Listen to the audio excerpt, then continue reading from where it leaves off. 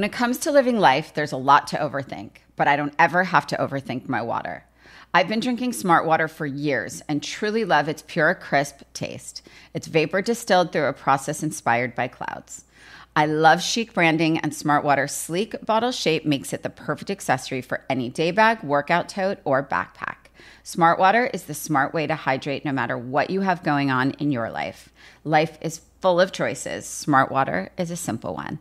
Visit drinksmartwater.com to learn more. Hear that?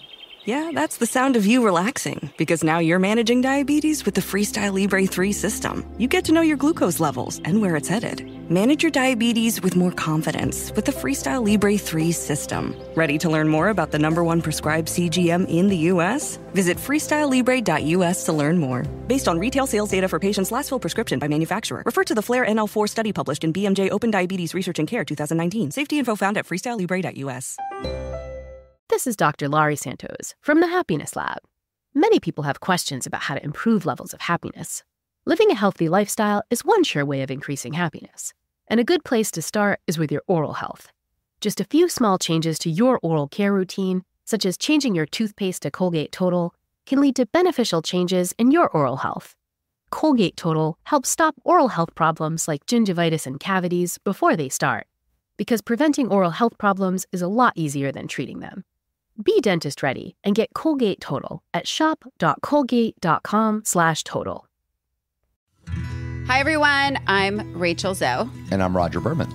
And you're listening to Works For Us. We talk to people about what works in their relationships and, of course, what doesn't. Nate Berkus has had an award-winning interior design firm since he was 24. Slacker. His design work has been featured in Architectural Digest, Harper's Bazaar, Vogue, and InStyle, amongst 100 others. Ever since Nate's first appearance on The Oprah Winfrey Show in 2002, he has become one of the world's most recognizable interior designers. Let's give it up for Nate Berkus. Woo! Oh, and Jeremiah's there too. Okay, Jeremiah, as well, an incredibly celebrated interior designer. He and Nate are the stars of their own TV show, Nate and Jeremiah, which is incredible. Save My House on HGTV. He also stars on The Ode, Homemade Simple, and Say I Do. He founded his design firm, Jeremiah Brent, JBD, in 2011, a full-service interior design firm based in LA and New York. And for those of you that don't know, I can't, again, imagine that you don't, but they have an incredible furniture and accessories line for living spaces, which yes, which I am incredibly obsessed with. Okay, you guys.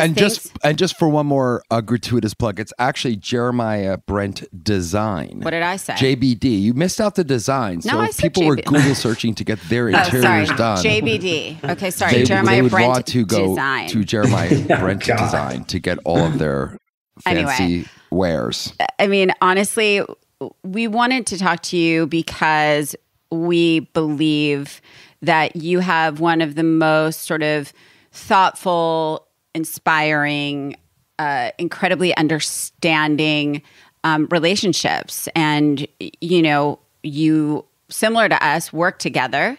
But, you know, at the risk of sounding cheesy, you love each other beautifully in this very calm way, it appears to be, and work together, which is really lovely. Roger and I are not, you know, we do it, but it's not as peaceful as it seems to be for you guys. I also want to just say before we kick off, a slight little mention of the fact that I had the good fortune of working with Jeremiah because he walked through my doors, and was the cutest, most handsome thing I ever met. And he walked in to my studio long ago. And I said, "What do you want to do?" And he said, "I'll do anything. I really like designing homes and interiors, but I love fashion. I love styling. I love anything that's beautiful." And he said, "But I will work really, really hard, and I want to work with you." And then I fell in love with him, and we started working together from that point on. And I had my first baby with it. No, not with him, but kind of. Surprise! And I knew that kid was too damn handsome. Totally. We said that. We're like, he's too good looking. Right. And I will say, fun fact, He cries a lot. Okay, so we digress. in the cute way, in the loving way, like his heart, he just makes him cry. Okay, so we always like to start at the very beginning because the most important part of a relationship, or one of them anyway, is kind of where it started. And Rodger and I love your relationship. I think many people do. It's been nice for us that we kind of have known you from the beginning, but I think it's important that you give our listeners a little bit of a backstory. And fun fact, I might take a little bit of credit later on, but let's hear about it.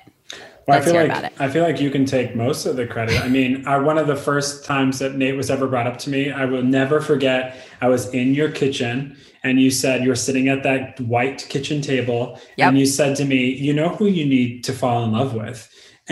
Is Nate Berkus. She's like, have you heard of him? And I was like, yeah, I've heard of him. She's like, you guys would love each other. And I was like, well, this is great. And you're like, but he's been somebody, they've been together for years. I was like, awesome. Perfect. And then randomly. And you said I would die to meet him. Don't you start with me. Well, there is a little history there, Jared. I mean, in all honesty. There's no history. Home Depot. There's some stuff. One time. Yeah, did you spy on him? Yeah, there was a few things. We were at Home Depot way before I started working with you. I was like 19 and, messy. And I don't know even how I was buying anything at Home Depot, but I was there with a girlfriend and Nate was in front of me with Brian Atwood. What? And I said to my girlfriend, Brian Atwood was at Home Depot? That's the craziest part about the whole story. That's the craziest part about the story. That's the craziest. That's where the story goes only for Nate. Sideways. Only for Nate. And I remember saying to my girlfriend, we joke about all the time, I was like, if he would just meet me, like we would fall in love for sure. Mm-hmm. And then whatever, it ended up happening. But that's not where the love story you said that, begins. not me. So you said that, not me. You put it out in the universe. Because I was being... Rachel put it out in the universe. Well, I was dancing around it a little, Nate. I wasn't going to say that, but then Jared just kind of planted it. He was already in love with you. Okay, so let me also then give you a little bit of my version of what was happening at the same time while Jeremiah's sitting at a table in your kitchen. Actually, pre that table. So you two moved into this house in Beverly Hills that we ended up living in. And when you were Which moving, is the craziest story. I don't know if you remember this, but we both lived at the exact same house with our families, whatever. Yes. So not single white female. So there was a moment when Rodger Berman, who has not arrived after the Webbies and your business together and all this stuff, at spending money freely, that I found myself in this He's a wheeler and a dealer. This wildly uncomfortable phone conversation about my fee structure to decorate the house that I was going to go live in many years later in the future with Jeremiah. Overpriced. And Rodger said, we all said it. He's overpriced. Rodger's like, you know what? No, I'm just, we've got this, we got that. Yeah. Like, you could be on Bravo. I was like, I'm on NBC. I have a talk show right now that's on every day and every Sounds market. Exactly like me. What, dollars? You want me to pay in real American dollars? No. And then I was like, well, Raj, no, that's how we work. And Rodger's like, yeah, no, that's how we don't work. And I was like, great. Fast forward. Let's part as friends. 100%, always. I barely remember this. I remember it. So fast forward to, I'm on the phone with you, Rach, months later, and I'm like, hey, so how's the house going? Like, what's going on? And you're like, oh my God, I hired the most adorable person. We call him Baby Nate at the office. I wasn't going to say it. Okay. And he's like so great. And Nate literally hung up the phone and was like, you're an asshole. Yeah, I was, because I was like, kind of like, my relationship at the time was like fine, but it was like not great, as many people knew, including me and the person I was in the relationship with. But I was like, whoa. And I remember hanging up the phone. I'm like, Baby Nate? Who's Baby Nate? This is crazy. This is what's happening here.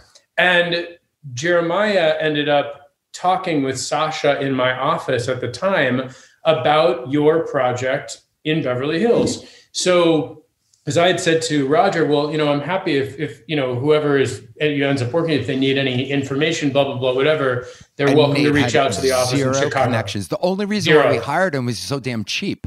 Yeah, exactly. Thank God. I was. Well, shit's changed. Yeah. Wow, shit's changed. I can't afford either one of these things. It's scary. But we would trade design services for clothes and jewelry for our daughter. Would you? Because guess what, guys? If we buy a house in the I'm ready to go. No, my mother goes, just call Nate and Jer. I'm like, no. Yeah. No, Mom can't do that. But actually, you were super gracious, and you emailed me. Nate emailed me a couple times being like, what do you need? Like, my office is here. Any information? I remember all this. Oh my God. And it was like totally fine and amicable, and everything was lovely. We stayed in contact very like loosely, like just totally appropriate for the next couple of years. You watched the show. Oh my God. Yes. So I'm not the only single filming that talk show on NBC, and I'm in the CBS building on 57th Street, New York. And I'm hanging out with Steve Berg, who's a friend who did my hair and makeup. And every day we would watch the Rachel Zoe Project in the green room in between tapings. And they had to add something to the TV. Again, old Jew, IT, I don't know what happened, but it wasn't coming into the green room. And I was like, you have to get the Rachel Zoe Project. And the reason that we would watch it was because I was like, how does he have that much money for clothes? That was your takeaway? It was. I was like, what is that? And I had never heard of All Saints. I had never heard of any of these other like brands that were like remember LA All brands. Saints? We used to live for All Saints. Remember shopping with me at All Saints? Jeremiah, we used to go into All Saints and You're crush not wrong, it. Nate. No, but I'll never forget. Rachel you guys bought me a pair of boots from there. And I had them for years because I was like, there was like, I couldn't believe my good fortune. I got a pair of boots that day. But to my untrained eye, I was watching this like unbelievably handsome, charming, sweet, kind guy talking about him every time he was on your show with Steve Berg, and clocking not only like who his character and what was coming through obviously in the show and his dynamics with both of you and the birth of Sky and all of that stuff, but also I was like, to me, my untrained eye, that was all Rick Owens. So I was like, I don't know. What is he? Is he the heir to like the Modesto? No, it's called Wasteland. I lived at Wasteland.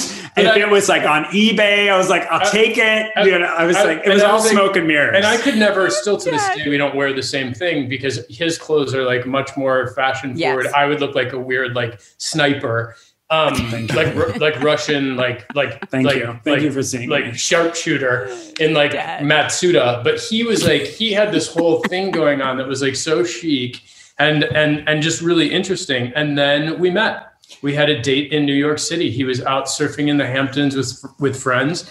And he came into town. Which is also pretty sexy, by the way. I feel like you guys met at that crazy party. No. Let them finish. We met at your birthday first. The unnamed number. Person, which was the unnamed number. Which was 30. Which was quite a night. Quite a night. We were back in New York, Rachel. Down at we were what the creepy downstairs place. Yeah. Yes. But we were back in New York doing something. I was there working. Yeah. No, we were done. I don't know if I was there. I don't know. Where was I? You were there. No. You were at my birthday. I was, but years later, I went back to New York for Libby's engagement. And a big party. Yeah, and it was a really fun party. Well, yeah, it was a great party. It was. And Libby stood me up, and I was like, okay, and I'd never gone anywhere by myself, but I was like, you know what? Yes. Oh, forgot. It was Brian's this is so dark. Party. Yes. Hit the launch of his store. Yes, it was. Iman, we were all there at the Four Seasons. Yeah. Yeah. And he had texted, he's like, are you going to come? And I was like, yeah, sure. Fine. So I went. Can I say something? Hold on. Okay. Felt awkward, felt uncomfortable, didn't want to be there, but I was like, I'm going to do it. And that's the night Nate walked up to me at the bar. And I was like, hi. And he like grabbed my ear. And I was like, remember thinking, hot, really hot, appropriate. Nate. Yeah. Grab the ear. Cool. And the angry boyfriend was establishing dominance right away. 100%. Establishing like alpha male right away. Well, my little sister Marnie was standing there because she had interviewed Brian on the way to the party for Stylecaster. Yeah. And she came into the party and Jared and I were talking. He was there alone. I was also there alone because technically I wasn't really invited to that party until the last minute. I forced an invitation via Brian's mother, which was, which is also not something I'm in the habit of doing. But yeah, I had to worm my way in, and I reached out and I grabbed his ear, and my sister looked at me and looked at him, and she goes, "Are you guys dating? Like, what's going on?" He never grabs anybody's ear. That's like something that like he used to grab our ears when we were kids. Like, what's going on? Are you guys dating? So we set up a date that night. And he went back to the Hamptons. We were going to go antique shopping. Yeah.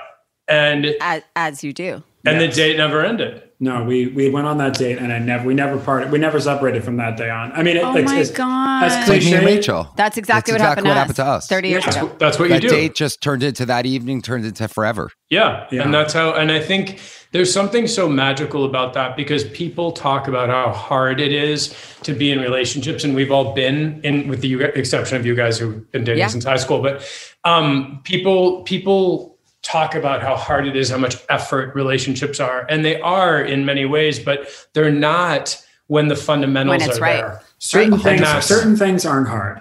You know, there's certain pieces that are just not hard. Like obviously you have to grow simultaneously while you're growing individually, and your family changes and all, but like certain things, like I like him. You know, I like him. I love being around him. He's my best friend. Sometimes I want to kill him and vice versa. Mm-hmm. But, you know, I wish it for everybody, because the way I felt that afternoon when I walked into that house, and more importantly, the way I felt when I left, that was it. I mean, it felt like coming home.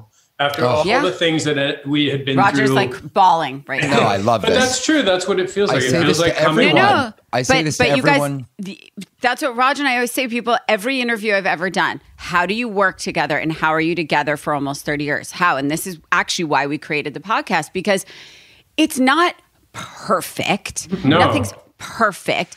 But everyone says, what's the secret? I'm like, the part that everyone's missing, in my opinion, when they say like, how does it work? It's really the fact that the misconception is that people always say to me, marriage is work.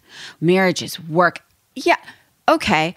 But really, for the last 30 years, the easiest thing about my life has been us. Yeah, that's everything else is hard. Yeah. Everything else is hard. Yes, to your point, you guys, I want to hit him with a frying pan on most days at some point. But in 5 minutes, I'm fine.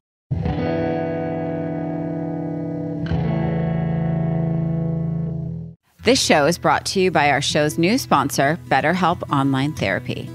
It oftentimes is easier to take action to care for your body. But what about your mind? Without a healthy mind, finding contentment and peace is really hard. The good news is therapy works. Whether it's depression and anxiety, postpartum depression, PTSD, or the stress of everyday life, everyone is struggling with something, and there's never a reason to be ashamed. Therapy can be a tool that makes your life easier. I personally have struggled with anxiety and know firsthand how overwhelming it can feel to ask for help, and how actually paralyzing it can seem to just even start therapy. But the truth is, therapy can be whatever you want it to be. It is entirely customizable. It doesn't have to be traditional one-on-one office visits that's popularized in TV and movies. You can find a version of therapy that works for you with BetterHelp. BetterHelp is customized online therapy that offers video, phone, and even live chat sessions with your therapist, so you don't have to see anyone on camera if you don't want to. It's much more affordable than in-person therapy, and you can start communicating with your therapist in under 48 hours. Join the millions of people who are seeing what therapy is really about. It's always a good time to invest in yourself, because you are your greatest asset. This podcast is sponsored by BetterHelp, and Works For Us listeners get 10% off their first month at betterhelp.com/works. That's BETTERHELP.com/works.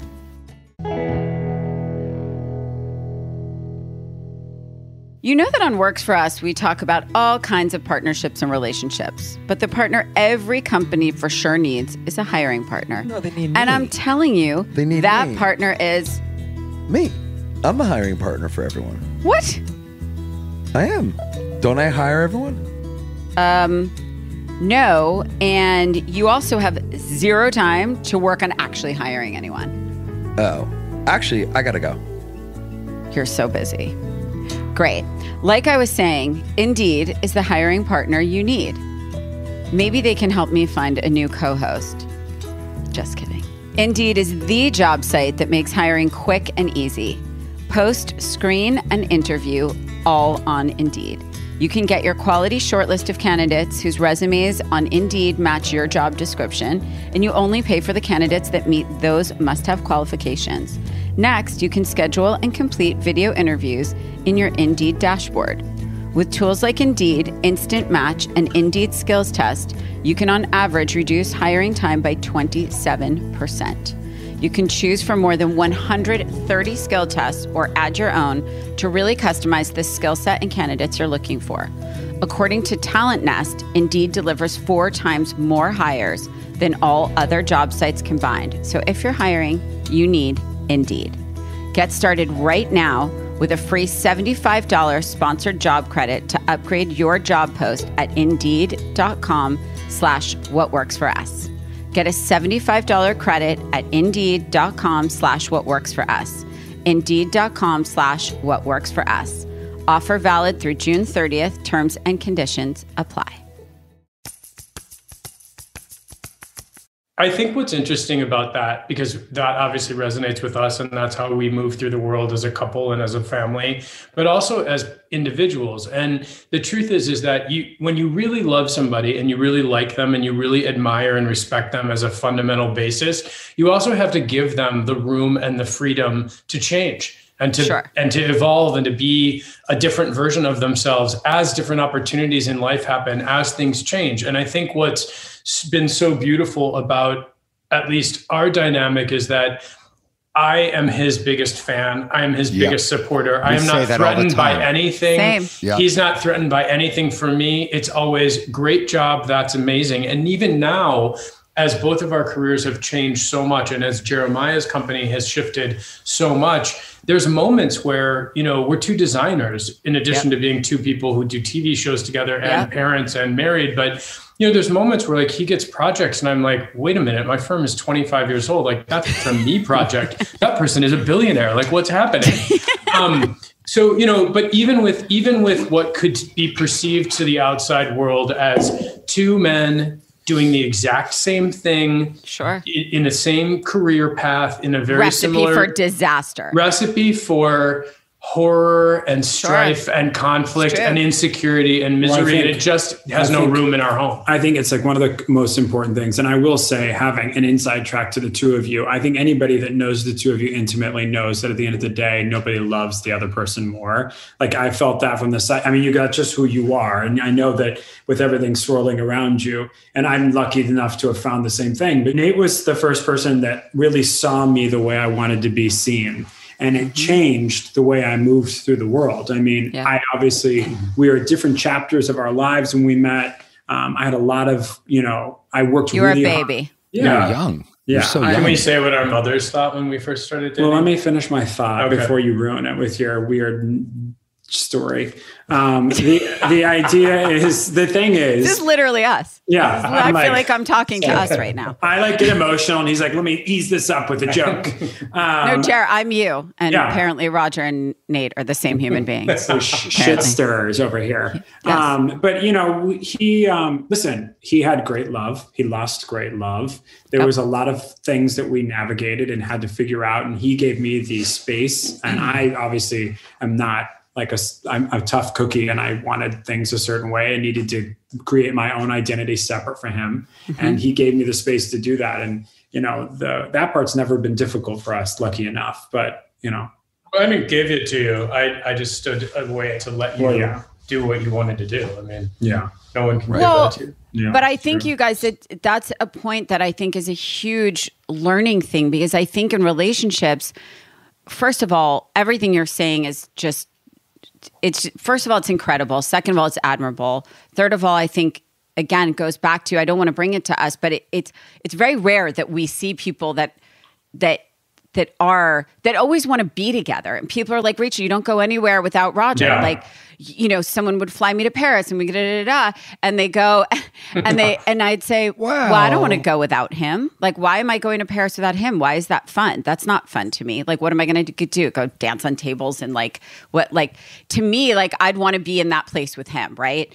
And to your point, we like each other. We actually want to be together and go to things together and be together. And I think, to me, a big thing that we see a lot out here in LA is couples that are married or together and they are never together. And, and I think listen, I think what works for some people doesn't work for others. But I think we are very similar in that way to you. And I think, for you guys, I think the fact that you do the same thing takes it even a step further. And I will say this: I think your styles are completely opposite. I don't want to say opposite, but so different. No, just so different. They're so different. So I think that's together, helpful. It makes sense. Yes. But when absolutely, yeah. What he reaches for and what I even reach look at what for you're are wearing. Usually not the same thing. Like Jared can get out on a dance floor right now. Technically, that's my wearing his clothes. Not really. Okay. All right. Well, this is all lovely, but Oh, do you want to stay on track? yeah, I just want to move along. I mean, yes, Let's move it. I get it. You're in love. We get that.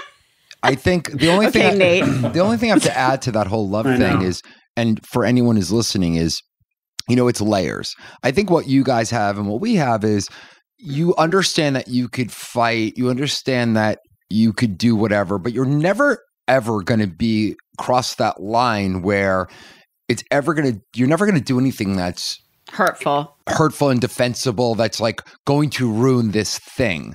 So if you think about it that way, you're rooting for each other. Yeah, but if you know that you're never really going to go there because you yourself won't go there and she herself won't go there, then at the end of the day, what you're really fighting about or what you're arguing about, is mostly surface. So that's why I think also there's that trust and, you just move on. 100%. Anyway, moving right along. So I want to ask, because it sounds very romantic, but how did you get engaged? Who asked who? And again, not that I want to pry, but as same-sex partners, like, who's supposed to ask who? I don't think there's a supposed. Well, that's what I want to know. But how does it happen? I mean, listen, neither one of us knew what the hell to do, and I definitely. And there's no rule book. There's no rule book. We figured that out when we were throwing our wedding. It was really bizarre. Yeah. But Nate asked me, we were on a buying trip for One Kings Lane. And he was like, do you want to come along? And I was like, sure. So we went to Peru. We're going all over. And it was such like an amazing trip. And there were so many beautiful moments. And then I think it was 2 days left in the trip, we went to Machu Picchu. And we were standing in what used to be the ceremonial space at Machu Picchu where they married everybody. And of course, Nate had it cleared out and he proposed to me there. In the ruin of the ancient chapel. Yeah. Oh my God. Nate. I have chills now. And we had a guide who's a friend of ours called Marcela Echeverria, who's Colombian, who knows her way around South America. And so she was able to say, no, I really need to know which of these ruins without a roof as the one where the most important ceremonies like weddings and things like that used to happen in Incan society. Wow. And so they showed me where it was, and I kicked out all of the people with cameras, and I was I was in hiking boots and backpacks. As you do, Nate. As you do. Move it along. The show's over, folks. Yeah, but it was perfect. Yeah. We had a funny exercise before he proposed because we were talking about rings. And he was like, just like, what would you even want to wear if you had a ring? And I do not have the most casual jewelry taste. And I blame you, Rachel, because... Yeah, I'm sorry. That's my bad. Yeah, it's like, I'm like... Diamonds at a young age. Casual. Yes. Yeah, it's like, and he's always like, you look like, what is happening? And I was like, what about a couple rows of black diamonds? And he was like, I'll take over from here. And I was like, okay. Hideous. Nate, black what diamonds? Like a thin gold band. No, never. Yeah. We went to every jeweler, and we went to look at everything, and I'd be like, oh, that's so interesting. Does it come any thinner? And they would be like, that plain band, can it disappear? Yeah. And they were like, no, sir, we only have it, this is the thinnest of all the three thicknesses in every jewelry store. And Jared was like, I'd turn around and he'd have a 5-row black diamond carbon. That's my boy. Coated. I was like, that's my what boy. Is this? It goes back to the ninja. Exactly. It goes back to the It's ninja. not even, I'm like, that's not even a ring. That's like a car tire for Yes. what's happening? No, it was pretty funny. Yeah. And I think, when obviously it was actually extremely emotional. We both were sobbing. We were in this beautiful place. Jared cried. It was perfect. I even cried. We were sobbing for 2 hours. I mean, it was perfect. And I mean, for anybody, I guess it's for anybody, but especially for me, a young gay kid who obviously never thought he was going to get married or even have a love story like I was experiencing at the time. It was still experiencing. I mean, we look at it every day through the kids, but it's like, I never thought that I was going to get married. I thought I had reconciled that chapter of possibility, and everything, was cracked open with, our love story. I think people say they're not until they find that person. And it's not for everybody, it's not for everybody. But There is no rule book, certainly with love and relationships, but I think when you know, and clearly. I always wanted it though. There's a whiff of codependency in there somewhere. I know nothing about it, Virgo. And so Nothing. Beautiful engagement, blown away. Jeremiah probably cried for weeks. And then you had a wedding. What was a wedding like? Was it like a carnation? So what? A coronation. A coronation? Yes, I wore a ball gown. Yeah. No, I can imagine it. Did anyone wear tails? No. Jer. It was, so how to describe? So it was the year after gay marriage became legal. Right. And so we knew that we were doing something that was obviously right for us, but we were also very conscious of the fact that this was something that was very hard won for people like us. And a lot of people, we knew that we were sort of standing on the shoulders of a lot of people who came before to make that possible. Sure. And then our initial idea for the wedding was to do it in this like abandoned sugar factory in Brooklyn. And we would have like these like sort of boats going across the East River, that we would just tell people where to arrive. And then there'd be like a flotilla of boats, which was our thought. And then we went to visit the sugar factory, and the wedding planner stepped in like this black puddle and like her leg disappeared into her knee. And I was like trying to picture my mother like standing in that. And a kitten heel. Yeah, going, I'm not sure that this system is going to work. And I had my sights on. I was like, let's go look at the New York Public Library. And he was like, nobody gets married there. It's like, that's for rich people. That's not us. That's a bad idea. And I was like, let's just go look. Yeah. And I was like, let's just go look. And we actually went and, of course, fell in love the second we were there. And I was like, and we both looked at each other and we were like, this is it.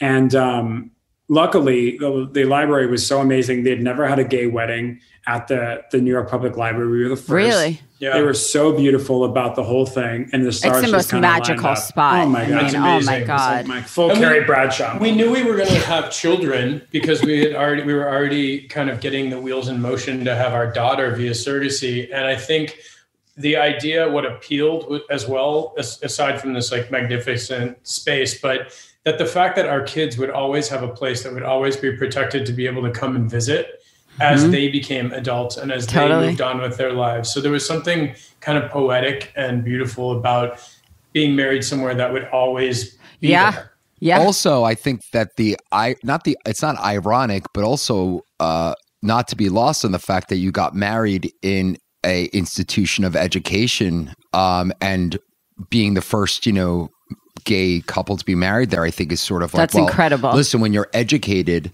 this is the things that you could do as a society versus being uneducated. So I think that's a great symbolism, really I guess, is what I would like to say. True. I didn't think of it that way, but you're absolutely right. That's really incredible, you guys. I didn't even, all of it. And it's true, because we got married at the Rainbow Room, which is still there, thankfully. Yeah, that's another, we also wanted to get married in an iconic New York institution for that very reason. We thought, hey, maybe our kids will come back here one day and see where we were married, or maybe we'll go on a date back here one day. And we did my parents' a surprise 50th wedding anniversary party. Yeah, we did a party there after. So it's nice to go back and sort of be like, hey, this is a special place. So I agree with you. Okay, so I know the answer to this question with Jer. But okay, so you guys are parents to two of the most magical children. Poppy, I have been threatening to take. I shouldn't say that on air. Since, honestly, the second she came into that music class with those smushy arms and legs, she didn't even have an ankle. No. And like, oh God. And Oscar. And I will say, I texted this to Jer the other night. It is surreal that literally Poppy is Jer with girl parts and Oscar literally looks like a baby Nate. It's the craziest thing. They are so darn cute. Okay, so my question is, I do know the answer for Jer. The minute he held Sky, I knew he was having 7 kids. But I guess, did you guys always know the kids were in your future? Jer, you didn't know that you were going to get married. So, did you rule out children? Was that like not a thought, or? I never thought I was going to have kids. Which was crazy because I loved children. Sky was born. I didn't know what to do with myself. I was like, this is crazy. And you started bawling. Yeah, shocker. But I never thought I was going to have kids. And then I found somebody and we both started talking and he was like, yeah, I've always wanted children. And at the time, surrogacy was not something, it wasn't that trendy at the time. It just kind of started people kind of understanding what it was. So there wasn't a lot of information out there. But I never thought it was possible. He always knew he was going to have kids. Always. I just didn't want to do it alone. I felt like raising a child with a gay parent might be challenging enough. And then I was like, I didn't feel like it was fair to the kid to work full time and just do it alone. And so I thought I was okay with not having kids if that was sort of the way life panned out for me. Okay. But it was always a goal, always a dream. I mean, I'd rather be around our kids than anyone on earth. Of course. Anyone on earth except for him. But the joy that I get from being a father is unparalleled. It's next level. It's just. But Rach, did you always want kids? I did always want kids. I couldn't figure out how to get there. Yeah. Does that make sense? Like in my mind, if you ask any of my friends that have known me forever, I was always like Mama Zoe, long before I had children. Yeah. And I was the person without children at all the kids' parties, sitting with all the children. Yeah. And all the parents would go off and like drink and have fun. And I'm like, I got this, And the answer is I did and we did, but life was going so fast that we couldn't figure out how on earth is this going to be. I remember when I found out that you were pregnant, you both, because we have a sensitivity to that. But, of course. And I remember the most fascinating thing to me about your pregnancy with Sky was how you slowly started to shut shit down. Yeah. And I was, because at first it was 1,000 miles an hour, like you always are, like you both always are. Yes. And then it was 999 miles an hour for like 3 weeks. And then sort of by the end, it was like you kind of listened to everybody and yourself, and you both were like sort of home. And it was earth shattering to me that somebody who chewed through life as rapidly was like, no, I'm actually just in a bathtub right now. Or I was like, what is happening? That's what. And then it slowed down so much that she literally, after Sky was born, she was literally in a coma. I'm like, sweetheart. He's like, your name is on the door. Get it out. Exactly. You got to make some money here, baby. I remember that entirely uninterested in anything. Nothing. No way. No, it's true. No interest in anything. Yeah.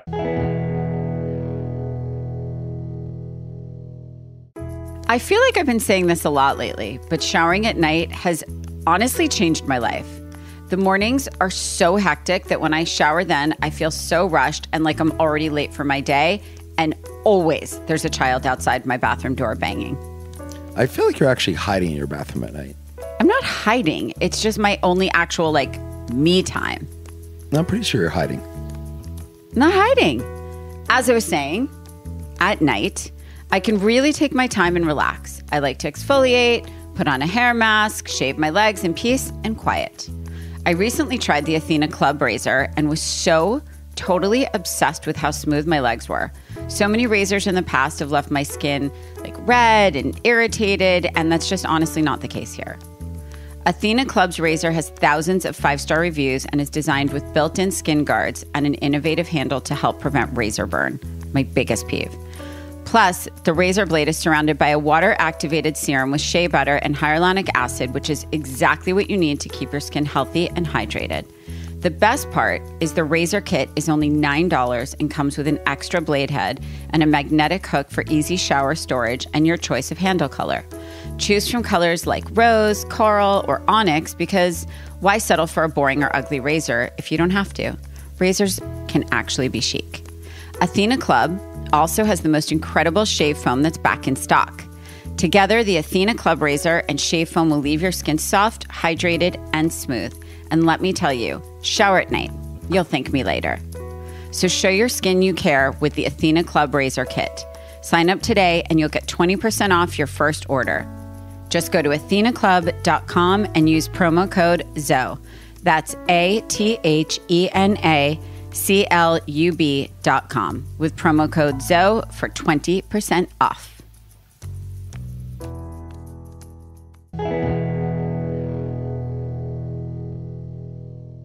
It's you true. were so and peaceful when you were pregnant with Sky. I remember that about you, like the way you. I don't know. It was that was when I was around. Yep. The whole chapter, and you just like you loved it. You know I loved it. It was cool. Yeah, Rachel loves being pregnant. I love being pregnant. I wish I was right now.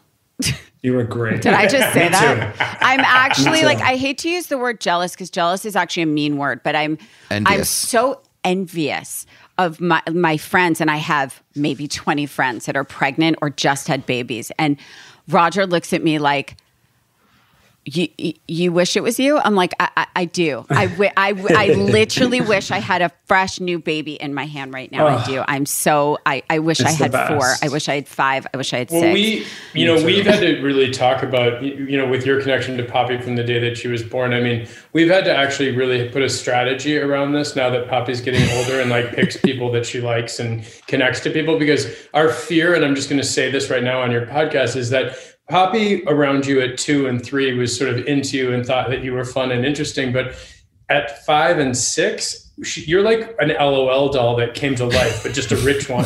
Yeah. So like, it would be like, she'd be so like, she would literally not look behind and just walk off into the sunset next to you. A barnacle. Like, Rachel wants that so bad. Can I tell you something, you guys? This is so ironic. We actually nicknamed Caius Barnacle on Sunday because he literally is on me like a barnacle 24 hours a day. Wake up with him on me. I go to sleep with him on me. Cute. He's literally, the fact that he's not on me is only because we've like locked the door over there. We just told him he already tried to come in once. But the truth is, you guys, it's interesting you say that because you guys have incredible women in your life. You're surrounded by incredible women. We do. I think with you guys, your kids are so extraordinary. And I think anytime you want to, Oscar, Poppy, anytime you want to, take a vacation, just deposit.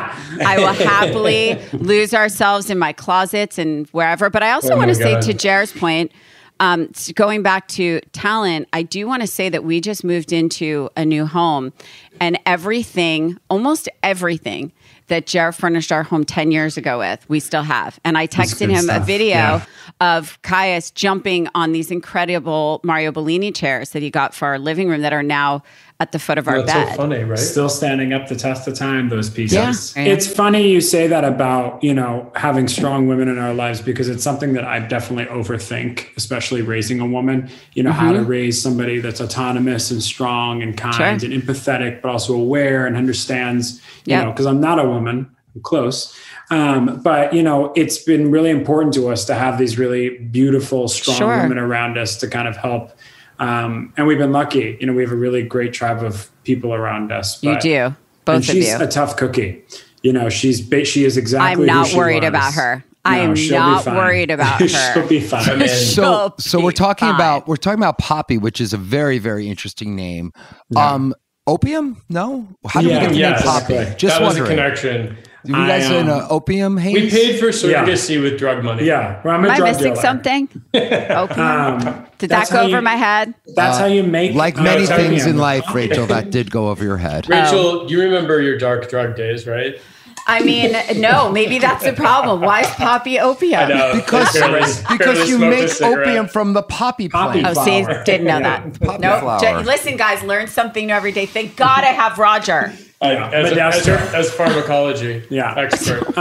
She's not kidding. With Poppy, we were going. I love that name. Oh, before we even started surrogacy, actually, we were on vacation, and I woke up and I had a dream that we were on a beach with this little blonde girl, and she was running around, and we kept yelling her name, and it was Poppy. And I said to Nate, I had this dream about this girl named Poppy, and then we watched our Poppy be conceived essentially because of surrogacy. And when we found out she was a girl, we both looked at each other and we said, it's Poppy. And then I want to add something to this story. Amazing. So Jer is like a little witchy, like you, Rach. There's something like a little bit like, sees it before it happens. All say the same thing. Sure. Yeah. Sure. And so fast forward 3 years after Poppy is born, and we're in Mexico in Corrales, which there's one beach in Corrales.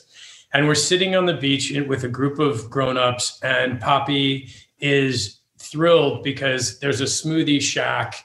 At 3 years old, she wants to go order her own smoothie every day. So we're like, great, go do it. So, of course I'm watching like a lunatic of where's the water line and how far, like a basket case. But every day she goes and orders her own smoothie. And she was running and kind of skipping over to the smoothie thing. And Jared turned to me and he goes, that was the dream. And I knew instantly what he was talking about. Oh my God, I have such chills. My whole arm just went up. Oh my God. That is instantly the craziest. I knew that and he goes, it's the same. That's exact. Yeah. All the details are the same. Hair in a ponytail, little bathing suit, happy, skipping, and just joy. And that was that's who she is. Yeah, that's wow. So that's that. Oscar has a lot to live up to. Yeah. So, in 1600s, we might have burned you at the stake, Nate. You mean Jeremiah? I know. You say that to me. I say that to Rachel. Whenever she's giving me crap, I turn to her, I go, in 1642, I could have had you burned I saw that. at the stake. I saw that already. 100%. I would have sent her into Salem so quick, would have made her head spin. All right. Let's talk about Oscar. He's so cute. He's obviously so cute. A delicious little dumpling boy. And his name is also very special. Also a dream? Yeah. No, not a dream. It was a dream. Oh, it was a dream? Well, it was a dream because I had a dream that we were going to name him after Fernando. And it was a tough subject to, not really tough, but it's hard. So Fernando was my former boyfriend who died in the Indian Ocean tsunami in 2014, who has always been very present in our relationship, but in a way that we like to believe is really healthy. We took everything good that comes from having a major love story and figured out how to navigate that in our relationship. And it was the first person really that I've been with since Fernando died that wasn't threatened by the fact that I had loved that much and that deeply and that openly. Instead, Jeremiah took that into our marriage and said, if you had the capacity to love in that manner, then I welcome him and all of those memories into our home so that we can grow from that. We can add that to I think it's so admirable. Jeremiah. It is so admirable. And I have a similar attitude about relationships, and Rachel especially is, if you feel threatened by a former relationship or even a current relationship, well, then it's just not healthy. The idea is like, if you think, and it's very unrealistic if you think that you're going to meet someone that's, there's no really right way. What do you expect to meet someone out of high school and then fall in love and they've never been with anyone else? Well, that's not going to work. No. Sometimes, but rarely. Well, it's very rare. So I think in a way, I think that's so smart to say, you know what? It's almost like I want that too. Yeah. I love that. I love how much you loved him. And exactly. Right. Yeah. So I think that's amazing, Jeremiah. So go on. So Oscar, you had a dream about naming. I had a dream that we were going to name it after him, our son, after Fernando. But then when I was like, okay, I'll figure out how to talk to him about it. We had a conversation. I was like, do you want to name, I want to be, respectful about this, but it popped into my head and he's like, no, it's not that. I don't want to name him that. He's like, it'd be weird. And I was like, too much weight for someone to carry. Yeah, sure, name actually Fernando. Yes, right? That didn't sit right. And then I was thinking to myself, I was like, why did this pop in my head then? And I was like, well, did he have a middle name? Or what was his middle name? And his middle name was Oscar. And I said to Nate, I was like, that's it. That's the name. Amazing. I didn't know that. Yeah.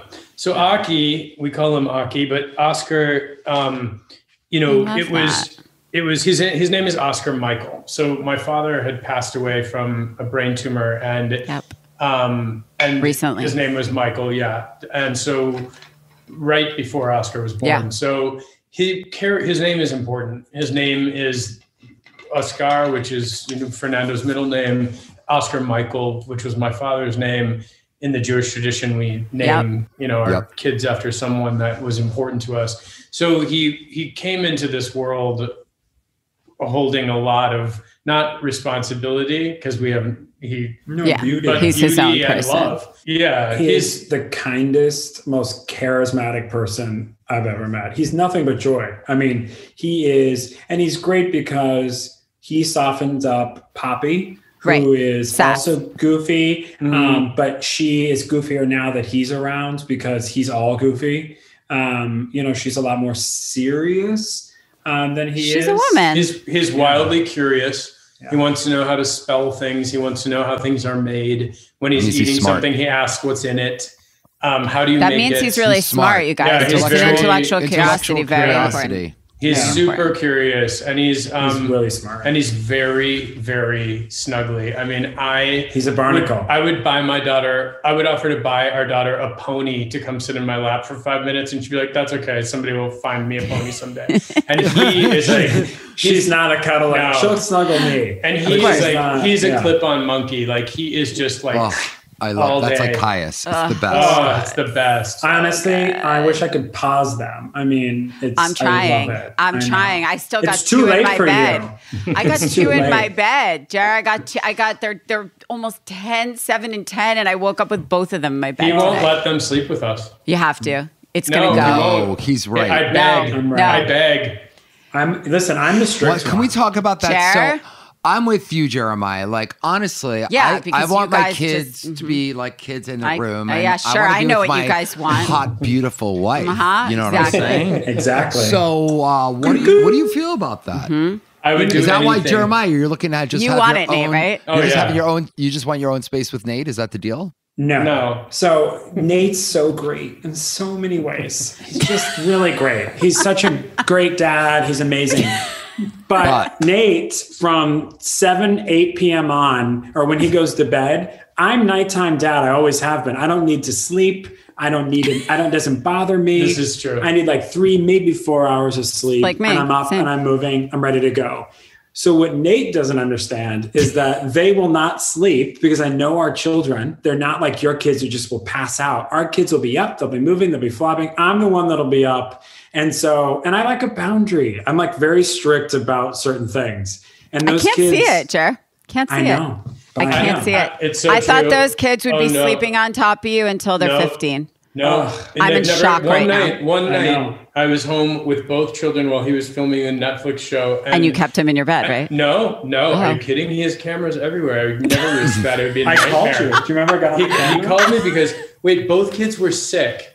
And I kept going upstairs with like buckets and towels. You have no idea. Mean. Not even when they're sick, they can't sleep in the bed. No. So finally at 2 a.m, the 4th time I went into Poppy's bedroom, I picked her up. I brought the bucket, I brought the towels, and I put her in bed next to me. And I woke up and I forgot to turn Oscar's monitor back on. So we slept through the night, me and Poppy. That was the only night we've ever slept in the same bed.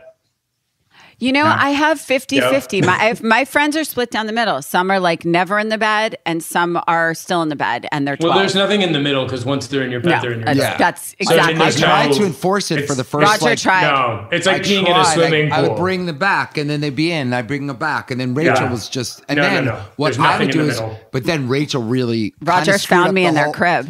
Rachel sort of screwed up the whole thing because she would go into the goddamn crib. I was in the cribs. I was. She actually fit in the crib, if you could believe I did. that. I slept in the cribs too. He found me in the cribs. I just was like, all right, I'm going in. I'm going in.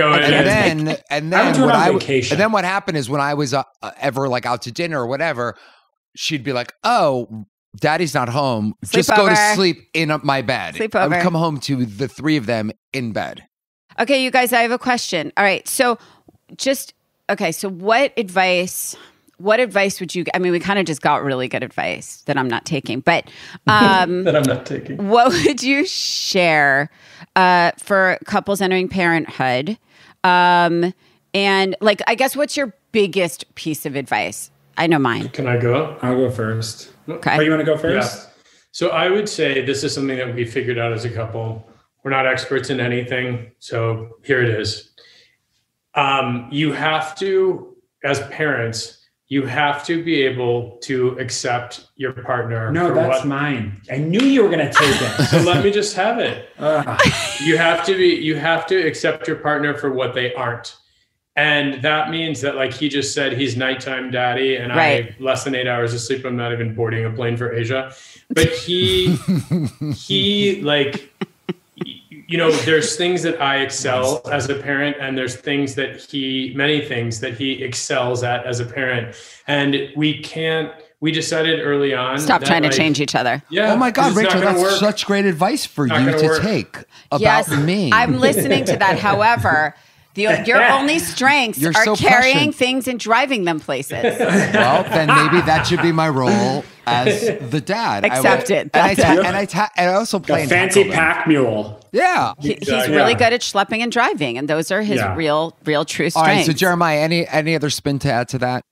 Yeah, I mean, listen, I think that's not advice. I don't know. I feel weird giving Don't advice. worry, we are not professionals either. Yeah, we're not professionals. This is what works for us, you guys. Nobody looks at Let me anyone's rephrase credentials it, these Jack. days. Look at What us. works for you? I think what works for us is we know what we know, we know what we don't. And we've never pretended to be like these autonomous, like these massive leaders of life. And like we lead our children with vulnerability. We fail in front of them. We have conversations with them. We've always considered them to be an equal member of our house. Mm-hmm. Yep. And I've always said to the kids that my only job and my only wish is to make sure that you understand what it means to be kind and that you care. That's it. The rest, you're free to do whatever you want. You don't need to be a banker for me. You don't need to be an attorney. You can be whatever you want. So I think that's the way we've navigated so far. And we always make sure they know that they're loved. I mean, throughout gotta the day, give them the love. I don't know. I said to Nate the other day, like, what would it even feel like to have grown up with somebody looking at you every 5 minutes and saying, I love you, like our kids get. Like they get it all the time. That's how I grew up. I did. That's how I grew up. But you see my parents, they still do that. Of course. Exactly. Yeah, that's how I grew up. And My they do. mother gave me 1,000,000 kisses a day. Oh, that's But so the good. truth is, Jar, but to your point, I think that's a really important thing for people to hear. And I think that when you become a parent, you either follow your parents or you don't follow your parents, or you take the good things and try not to do the things that drove you mental, and there are things that drive me crazy about my parents that I work hard not to do. Nobody's perfect, but I do think that you always win if you surround them with a ton of love. I always say the one thing with parenting that I've tried to teach him that I think, I don't want to say it's easy, I think it's hard, but I think the most important thing is patience. You have to have patience because parenting is an exercise in patience. Really, a lot of it. You think about it, how many deep breaths you take, and as they get older, you take more, I'm sure. It's a different kind of deep breath. When they're little, it's for safety. Don't fall. Don't, Yeah, exactly. And as they get older, you try and keep them on track. I think too, the main thing that's important for us as parents that our children know is that they're always welcome here. Yes. No matter who they are, no matter who they evolve to be, Yep. they're as much as we can within our own control, which is also sometimes challenging. We don't have expectations around them except that they're kind to other people and they're kind to themselves and kind to each other. Same. Kind to each other. That's the biggest thing for me. And that's really it. Like, they can, as Jared said, those kids are going to be just fine. Yeah. I mean, listen, they have absolute an environment of absolute unconditional love, period, the end. They will always have a home with us. If they choose, they will always feel welcome no matter what decisions that they make. And we're not if they choose, they're going to live with us forever. No, but that's what I'm hoping for. And by the way, bonus, they'll never live in a more beautiful house than the ones you create. So that's an even bigger bonus, just saying. So this sounds like a wonderful love story. Is it possible that I could ask, like, what's the biggest fight you had? If you want to share that. I think the biggest share. We're open book. It was Mexico. That was still the biggest fight we've ever had. I mean, before we got married. The biggest fight before. And I want to see if this fight, bringing up this fight, actually makes you guys fight. Oh, stop. Sorry, go on. No, it doesn't. No, it really doesn't. Next. Don't listen to him. We'll see. We had the biggest fight we ever had is when we met a year afterwards. We were battling a lot internally. We weren't battling a lot. There wasn't internal. It started. We were battling a lot because, we were at two very different places of our lives. Why do you think we were in different places? I feel like we were in the same place. You're really going to carry this one all the way through, huh? So I'm very independent and I'm very proud. And so is Nate. And at that moment, first of all, I'm not from a great love story. And so I definitely didn't trust love at all. And I kind of was waiting for the other shoe to drop. And then there was a lot of complexities with the new relationship. And we were both trying to assert ourselves. You were as like equals. guarded. You had your guard up. Exactly. And, we were both asserting ourselves in different ways. And we were on this trip, and I finally was like, I was like, I don't need this.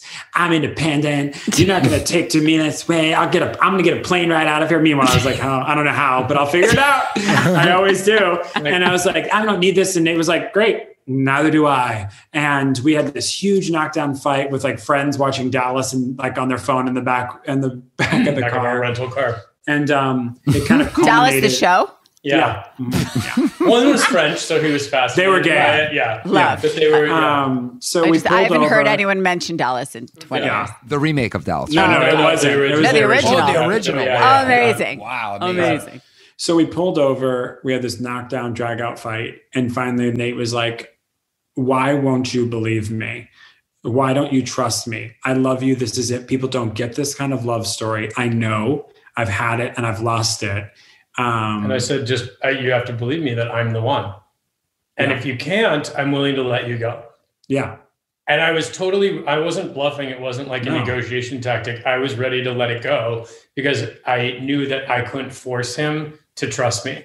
Yeah. You guys and are so the same person. it was just this like moment That's what I said to Rachel about having kids. I'm like, listen, I know that you need this and we need this. If you can't figure that out, I can't help you figure that out. But I'm going to be out of here, and I'm sure there's like a 22-year-old hottie that will, be fine to do it with me. And then she like woke up. So I'm like lost in their beautiful moment, and then you have to she's crush like, it. let's have a baby. So No, Roger, actually, it was an accident. I thought you, accident. Roger, I thought you told Rachel. I actually know this because I have many other kids, and I just want some with you. Yeah, totally. Except that I was like his second girlfriend, Nate, and he was like my 14th boyfriend. Second of the week, baby. He was like my 14th boyfriend.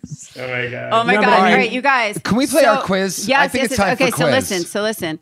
All right, you guys. So this is a thing where we ask you guys questions about each other, like newlywedsy. Like to see how well you know each other. I'm just letting you know. I didn't read these. I'm restless. I'm just letting you know I'm coming for you. There's no prep. These are surprise questions. These are surprise questions. I'm ready to go. I'm going to start off. Oh, God. I think we should do, because this will be fun, maybe. Who would be your celebrity crush like free pass? You have to name each other's. Yeah. So, Jared, who is Nate's? Like, free pass. Free pass. Like, ooh, well, if you got him, like, I guess I could be okay with it. Oh, God, who's your crush? Who's your free pass? This is fascinating. Who's your Babe, it's obviously Brad Goreski. Oh my God. You are such a mess. What is wrong with you? Oh, God. All right, can I do Jares? I was going to say dead. Can I do Jares? Yeah. Sure. Wait, I think yours is like Mark Ruffalo. I would totally sleep with Mark Ruffalo. I think Because you look like Mark Ruffalo, you freaking narcissist. He doesn't look like Actually, no, it's Paul Rudd. You think he looks like Mark Ruffalo? That's the one I meant. Yeah, he's giving me especially Paul with his Rudd. hair a little puffy Paul today. Rudd. Are you confusing Paul Rudd and Mark Ruffalo? Oh, yes. You look That's like who he Paul Rudd. wants. Yes, Rudd. Paul Rudd. Yes, Yeah. sorry. Wrong we Rudd. sat next to it at a restaurant before the pandemic, and his wife came over and we were talking and whatever. I'm telling you, from 30 meters away, I was like a vampire. I was like, what's happening? I can't believe that's your pick. Good for you. And Jerza Hemsworth. Of course he's I'm aboard with Hemsworth. that. I'm aboard with that. I Of think that's a course good he's choice. First of all, not whatever. I want Chris. Yeah. I want to climb him like a tree. Which, by the way, makes perfect sense why I would say Paul Our Rudd and listeners he can't would say see the Chris hand motions. Hemsworth. The actual simulation of climbing up a tree is just, oh my God, it's epic. Talk about barnacle. I'd be like a koala. Oh God. All right, now we're going to move on because this is TMI. No, Woo! okay, wait, let me It's do getting hot one. Let me do one. in this studio. Okay. Jer, Yeah. what would Nate, if he were to get arrested, what would he get arrested for? Like an illegal jewelry purchase. Like it's some diamond, like blood diamond that he's found at the black I market. would never buy a blood diamond. Whatever. I'm just saying it would be some weird jewelry heist gone wrong that he was a part of without knowing. Yeah. That's totally true. All he does is buy women's jewelry. Okay, so, Nate, what's Jared getting arrested for? Well, he has been arrested for unpaid parking tickets, so which kind of makes sense because sometimes like the day-to-day grind of like little details he's like not interested in. He's like, no, I'm designing this, $14 million office complex. Like, I'm like, wait, what? Right, but like, you still have to pay the You think speeding I'm going to ticket. get arrested for speeding? No, I said you did. Not for anymore. Unpaid parking not tickets. anymore. Not anymore. I would true. say, what would you be arrested for now? I'm pretty boring. No, he actually, okay, this is the thing that people don't know about Jared. He would be arrested in some like sort of trumped up manslaughter assault thing because if somebody like broke into our house, he's the guy that rips a lamp out of the wall. And like I wanted like to put razors in our trees and things like that when we lived in Los Angeles. And Jared was like, we don't need to because I will kill somebody that comes into our home, where I immediately go into that dream where you open your mouth and you scream and no sound comes out. And nothing comes out. So that's me. Okay. I'm not brave like that. I'll but come after somebody would sue him because he's on TV. So that's what he would be arrested for. Okay, They'd call fair. the police.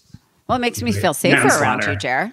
That's great. Oh, it's safe. It's really safe. Yeah, I feel really safe around you. I have one that I'd like to ask. Okay, go for it. Our guests. What do you think, because it relates to your own selves. If you were a piece of furniture, Nate, if Jeremiah was a piece of furniture, what would he be? He'd be like a wall sconce or a light because he's bright. I would say. Aww, that's sweet. Nate. Although I will say, wall sconces only do what, up to 60 watts? So, not that bright. It's all you need, Raj. It's all you need. Jared, what would he be? I was going to say something like romantic. Like he'd be like an antique, like lamp. I know what he was going to say. I was going to say like a beautiful, like timeless sofa. Like, you're so timeless. You're just clean. I agree with that. He's just timeless. He never goes out of style. Except he would keep recovering. 100%. He always gets recovered. He would because always the sofa cushion would get wrinkles. Yes. Yeah. Exactly. Yes. No, I want to follow it up with another question that I think is appropriate for the two of you. I don't know where he's going. Nate, with this, what do you think Jeremiah thinks his best feature is? What is he in love with about himself? Because I know this is a great question for them because they're going to really think about it. Yes. I mean, obviously your lower abs. Abs. Yeah, that's lower not abs. true. Can we define the lower ab? Is that like the low belly button? Like 2 to 6? I'm joking. He doesn't think. Okay, let me just back up. He doesn't think he's half as good looking as we all know he is. The secret of our relationship, the real secret after all this time we've spent together, is that Jeremiah doesn't know how good looking he is. And I think I'm better looking than I am. That is why our whole relationship works, because he's gorgeous. There's not everything about him. And he doesn't see himself that way. No. And I can eat carbs for like 6 months and need to have my back waxed and like look like an absolute like small aging Jewish troll. And I'm like, I am so hot. Yeah. You do love. That's the problem. I do apply your confidence. So he does not have a. Nate, not to compare us to you guys, but I'm pretty sure, not that I'm beautiful, but that I share Jeremiah's like oblivion, and Rodger will literally. He feels so good about himself. We were on this really important call yesterday, and he was in his office and we were on Zoom, and I literally start texting him offline. You really need to up your Zoom game. You literally look like you guys, I'm going to send you a picture of what was going down. And the truth is, he's so confident. It doesn't matter. That's him. So I made him put on a beanie and a non-nylon track clothes for you guys today. Look for you guys. Yeah, I like your look today. Yep. Last thing, you guys, before we let you go. Last meal. Last thing you would eat. Jer, what would you eat? No, what would Nate eat, Jer? My last meal? Yeah. I mean, what wouldn't he eat? Oh my God. Oh my God. Favorite, number one. You know. Oh, it's Kugel. 100%. All he cares about is Kugel. It's like it's like I made it for him. My mother made that for him once. Yes, my mother made it for you it's once. Delicious. He talks about it more than you like? believe. Pam did too. Do you Salty like it or sweet? salty or sweet? Sweet. Raisins or no raisins? Sweet. Don't care. Okay. Yeah, he likes it raisins. sweet. He wants raisins. Yeah. Okay. I'm just But I mean- trying to frame the conversation. Okay. What's Jer's last, Nate? Jer's last meal. Uh-huh. So this is for you and your listeners. Jeremiah's relationship with food is a little bit strange sometimes. And when he was in a story he loves to tell. Do I? But when he came back from shooting Abercrombie, we're going there. when his ass was on a billboard in Times Square, shot by Bruce Weber. I was going to say, He was Bruce came- Weber involved? Yeah, he came home from that shoot to his apartment in Los Angeles, and this is what he made. So He ordered. Yeah. I got it. Okay. Oh, I've got it. He ordered a pepperoni pizza Domino's thin crust with extra Yes. cheese. Yes. Then he made 2 boxes of Kraft macaroni and cheese. Then he went to Taco Bell and got cheese sauce. nacho cheese sauce. And he put it all in a bowl, and he ate that for his dinner. It was so good. Which to me, Wow. I mean, This is going to be your last meal. that would be would be because you still talk about it. I'd eat as it. if- Right. I would eat it right now. Yeah. You'd be surprised. How Sounds good it was. actually surprisingly good. What I'm having confusion about is how you put the tortillas from the taco on the pizza. No, there's no taco. No It's just the taco, sauce. Just the sauce. Just He the wanted sauce. the extra sauce. Oh, sauce. and I put on it in a pepperoni salad pizza. bowl. Yeah. Can I And say fork and knife it? You something? fork and knife it? You Fork guys, and can knife I that say whole one thing. thing? Can I bring it to a really superficial note? When Jer walked into my studio for the first time, I literally wearing a vest. looked at my team and I said, "What on earth? He looks like he just stepped off a Bruce Weber Abercrombie shirt." I believe it might have been Kelsey or something. He did. Yeah. And did. I was like, long I'm time. good. I'm good. I'm good. I'm good. He's fine. I'm That's good. exactly how I felt at your It was a birthday long party. time ago, guys. But life goes full circle. And I just want to say you guys are one of our absolute most favorite couples long before this podcast, long after this podcast. We love you both dearly. And for a long Congratulations on all time. of your success. Yeah. By the Thank way, you. Both personally huge and professionally. Success. Huge success. Thank you. And my Thank you. dream, you guys, I told Roger, I think my plan is when we do buy our dream house someday, when we grow up, I'm just going to hand you guys our credit card and say, go. Let's I'm do in. it. I'm ready. I'll take over. I'm better with a budget. But we're not That- ready. that's We're not true. ready. That's true. I definitely trust Jared more on the budget side. 100%. That's why we used Jeremiah way back when. When I was Yeah, under but budget. now, not now. All right. I love you both. We love you We guys. love you Thank both. you so much Thank you for for being our having us guest. as your Kiss, guest. kiss Thank you, those guys. babies. So I would just say, all in, that was absolutely one of my favorite episodes so far because we just spoke to 2 people that I thought I knew so well, and yet I just learned even more. And I'm not going to lie, I'm a little envious of their romance. What are you Ours is envious like- about? Because ours was like so long ago, and theirs is still kind of new. And you know, I think we need to do it all over again, honey. So I should divorce you? No, but I feel like we need to come up with a new like romantic story. Ours is old already. I could get a mistress. Rude. Well, I thought that's what we were talking about. No. And in fact, nothing I said alluded to any such thing. So moving right along, that was really awesome. And I could have talked to Nate and Jared forever. That was really fun. That was fun. Okay. So most importantly, we want to leave you with a little highlight and a low light from our week. In relationships, clearly we know the bad comes with the good. So this is our time to mention a little bit of both of those things each week. Babe, Yes, darling. do you have a highlight? Well, I would have to say the highlight is Goldie. I really feel like I'm feeling like Goldie is becoming a real member of our family. She's learning how to pee and poo by herself, and now she's snuggling in bed with us. So I feel like that was a real highlight for my week.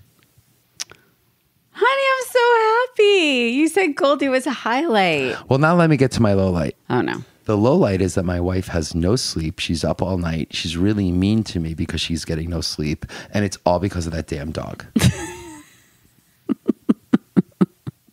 I thought you were going to say it's because she pooped and ate it. Oh, no, she also pooped in my closet and ate the poop. All right, don't talk about Anyone listening out there, you want to hear a real low Okay, light? no. Don't talk about Dogs are dogs because they poop and eat their own poop. That's why they're animals. And we love them. But they're not humans. Okay, my highlight. Because humans don't eat poop. Okay, my highlight in a really amazing turn of events was that you and I just sat through a 3-hour lunch meeting and you did not interrupt me or anyone speaking at the table and did not speak really until called upon until the end. And then you had your normal, couldn't get enough words out fast enough. But the fact that you were able to sit quietly and listen for over 2 hours was really that was a real highlight for me. Well, it's because I have a new technique, Rachel. Oh, God. What is it? Well, I either A, do TM while I'm at lunch. What's TM? Transmeditational meditation. I don't even know what that is, but okay. Well, I'm sort of there, but I'm not there. The other thing I've learned that's really effective is ignore.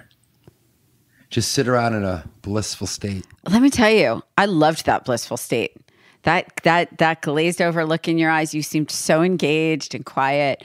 Okay, so that was my highlight. My low light was that disengaging is the new engaging. My low light was that every night this week, you walked into my office, fireplace going, with a nice frosty drink for yourself and not one glass of wine for your wife, which I thought was really, really, really upsetting because for the last 29 years, you never walked in with a drink for yourself without one for me. Listen, Alki.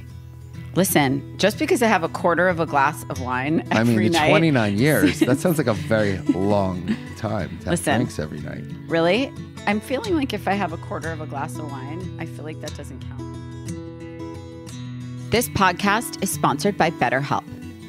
So I know we've already talked about the importance of mental health in this episode, but it's so important that I actually can't say it enough. If something is interfering with your happiness or keeping you from being the best version of yourself, you owe it to yourself to get help. And therapy is the help you deserve. BetterHelp is so convenient that there's actually no excuse not to try it if you're curious about the experience. You can schedule weekly video or phone sessions so you don't have to try to fit in an in-person therapy session into your weekly schedule. You can do your sessions from the comfort of your home, which especially helps during these crazy times. And if you're worried that you might not mesh with your therapist, let me put your mind at ease. BetterHelp is committed to facilitating great therapeutic matches, so they make it easy and free to change counselors if needed. Because if it's not a fit, it's actually not going to work. And BetterHelp is dedicated to making it work. This podcast is sponsored by BetterHelp, and Works For Us listeners get 10% off their first month at betterhelp.com/works. So don't wait. Visit betterhelp.com/works and join the over 1 million people who have taken charge of their mental health with the help of an experienced professional. If you liked what you heard so far, please make sure you're subscribed on Apple Podcasts and give us a rating and review. And please keep listening. And check us out on our Instagram at works.for.us. It does work for us, baby. Sometimes.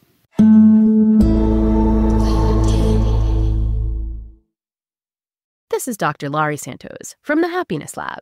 Many people have questions about how to improve levels of happiness. Living a healthy lifestyle is one sure way of increasing happiness. And a good place to start is with your oral health. Just a few small changes to your oral care routine, such as changing your toothpaste to Colgate Total, can lead to beneficial changes in your oral health. Colgate Total helps stop oral health problems like gingivitis and cavities before they start, because preventing oral health problems is a lot easier than treating them. Be dentist ready and get Colgate Total at shop.colgate.com/total. Odoo is business management made so simple, a kid could explain it. Sometimes business software can't talk to other programs. But Odoo, funny word, has every program from CRM to HR to accounting in one platform. It should cost a lot, but it doesn't. So you should use Odoo because they save you money. Odoo makes a lot of sense, but doesn't cost a lot of sense. Sign up now at odoo.com. That's ODOO.com. Good job. Thanks. There's no distance too far for the perfect trip. Hi, checking in for... Or the perfect table. Hey, where are you? Coming! And when you get access to Resi Priority Notify with your Amex Platinum card... Hey, this looks amazing. I'm so glad you made it. And travel benefits at fine hotels and resorts booked through Amex Travel, it's worth the trip. That's the powerful backing of American Express. Terms apply. Learn more at americanexpress.com/withAmex.